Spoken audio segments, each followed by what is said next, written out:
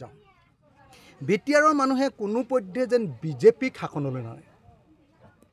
এই দলটোক শাসনলৈ আনিলে সেই যে গোষ্ঠী সংঘৰ্ষবিলাক বন্ধ হৈছিল, এই বিজেপি আহিলে আকৌ কাজিয়া লগাব, আকৌ হিন্দু মুছলমানৰ কাজিয়া লগাব, আকৌ বড়ো অনাবড়োৰ কাজিয়া লগাব। এইকাৰণে বিজেপিটোক আপোনালোকে কোনো পধ্যে বিটিআৰত ভোট নিদিব। এই পাৰ্টিটো হ'ল ভাগ ভাগ কৰি কাজিয়া লগোৱা পাৰ্টি। বাকী আন সকলো দলৰ ক্ষেত্ৰত আপোনালোকে বিবেচনা কৰক। কিন্তু আজিৰ দিনটোত আমি দেখিবলৈ পাইছোঁ যে বড়ো মানুহৰ হাতৰ পৰা শাসনটো কাঢ়ি লৈ একদম দিল্লীৰ হাতত, একদম মানে হিন্দী ভাষী মানুহৰ হাতলৈ অধিকাৰটো কাঢ়ি লৈ যাব খুজিছে বিজেপিয়ে। ইয়াত বড়ো মানুহে আন্দোলন কৰি আছে, তাত অসমীয়া মানুহেও আন্দোলন কৰি আছে। বড়ো মানুহৰ হাতৰ পৰা গোটেই অধিকাৰ কাঢ়ি লৈ যাব খুজিছে কোনে? গুজৰাটী মানুহ, উত্তৰ ভাৰতীয় হিন্দী ভাষী বিজেপি RSSৰ মানুহকেইটাই। বিজেপি RSS এবাৰ সোমালে ইয়াত কাকো শান্তিত থাকিবলৈ নিদিয়ে।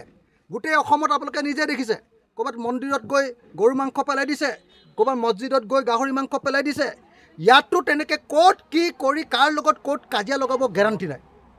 গতিকে কোনো পধ্যে আপোনালোকে বিজেপিক বিটিআৰত এখনো আসন নিদিব। এইটো মোৰ বিনম্ৰ প্ৰাৰ্থনা।